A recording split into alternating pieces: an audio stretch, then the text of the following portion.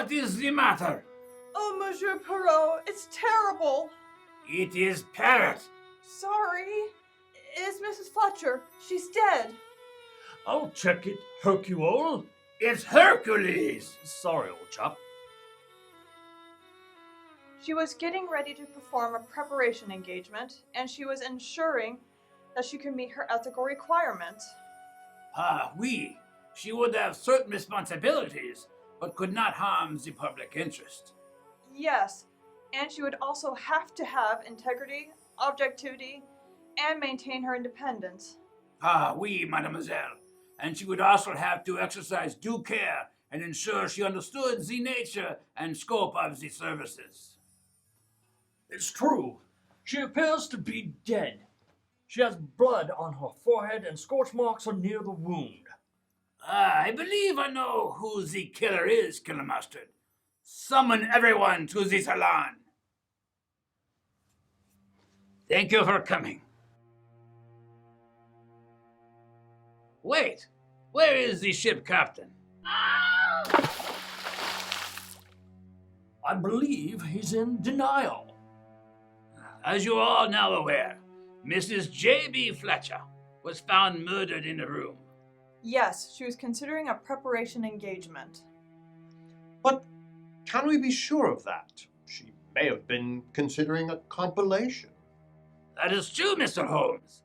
There are many similarities between a preparation and a compilation. Yeah, both engagements will require a written engagement letter. That, in fact, is true, Mr. Colombo. Oui. And in both cases, there is no assurance on the financial statements.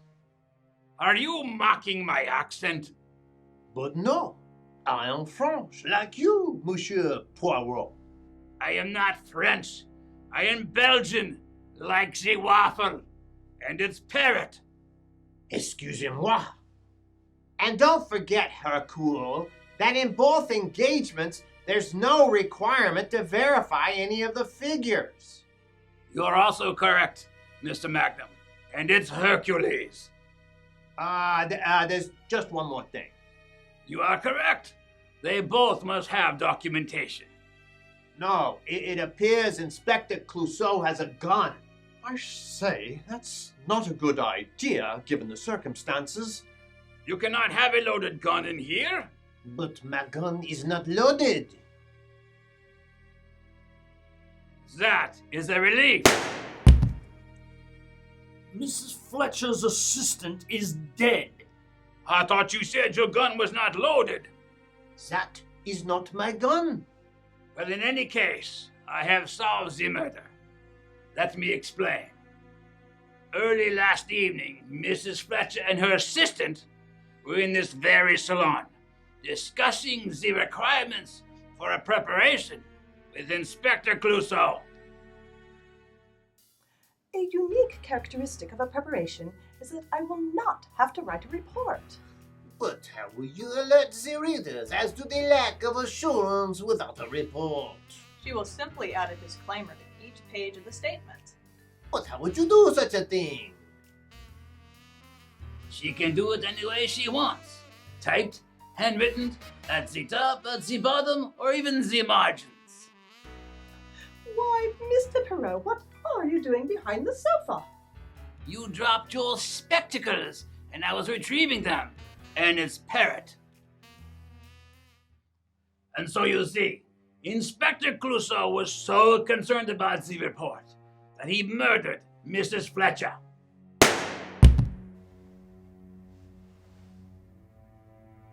Inspector Clouseau is dead. Perhaps he was not the murderer. A slight miscalculation, but I still know who the murderer is. Later, Detective Colombo was discussing compilations with Mrs. Fletcher in her room. The triggering event for a compilation is now simply being engaged. What do you mean, engaged? It means that the client has hired you to write a compilation report.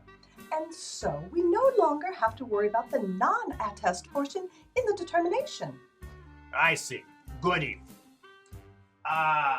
There's just one more thing. what kinds of presentations may be compiled? She could compile complete statements, single statements, parts of statements, or any other form of financial information. Mr. Parrot, what are you doing in my closet? I was retrieving my coat, which I left here earlier today. Hercule, do you really think it's a good idea to compile things like budgets and forecasts? Well, of course, and supplementary information as well. And it's Hercules. And so you see, Detective Colombo was so concerned about non-traditional compilations that he murdered Mrs. Fletcher.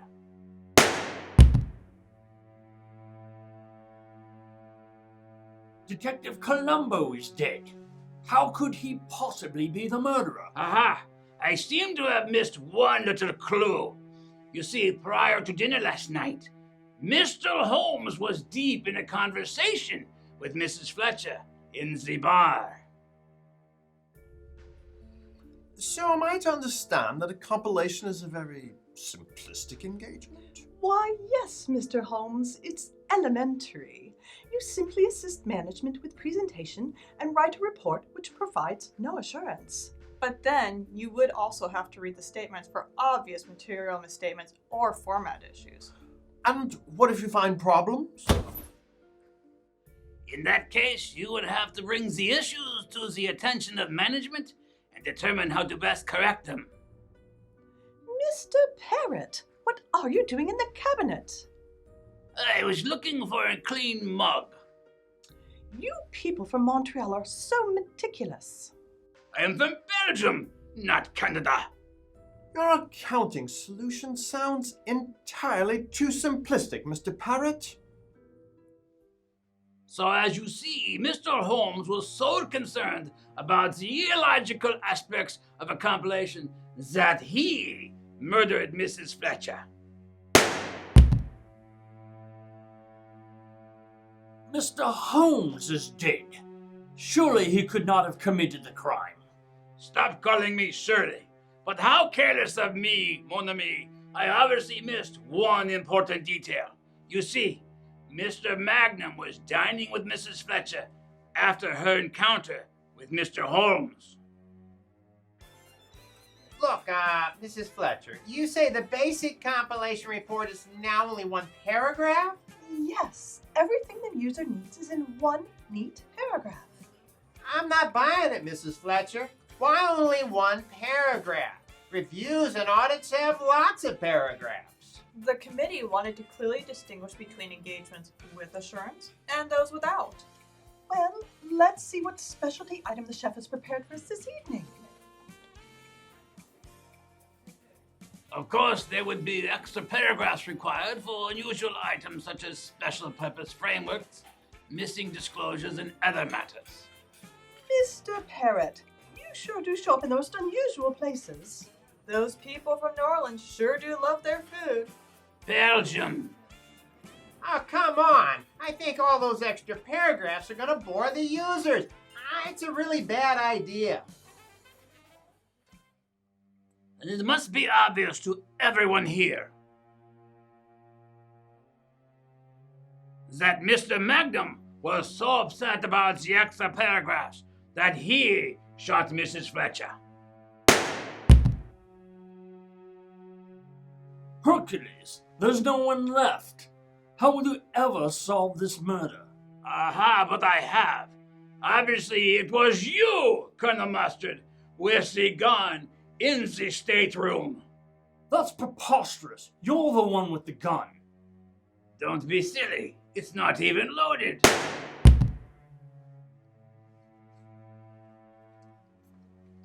Mrs. Fletcher, you're alive. Well, of course I'm alive, but very tired.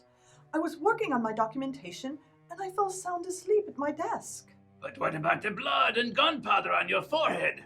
Oh, that! You see, I wanted to make sure that I provided a clear understanding of my work. Unfortunately, I got a paper cut. And then, when I brushed my hair aside, I must have gotten blood from the paper cut and graphite from the pencil on my forehead. I had taken a sleeping pill earlier and got very drowsy and fell asleep at my desk. Well, I'm sure you're relieved to know that no one died. I don't want to alarm you, but people die around me all the time. Quite right, and you have awakened just in time to disembark. Shall we, madame? I couldn't help but notice that the other guests are already gone.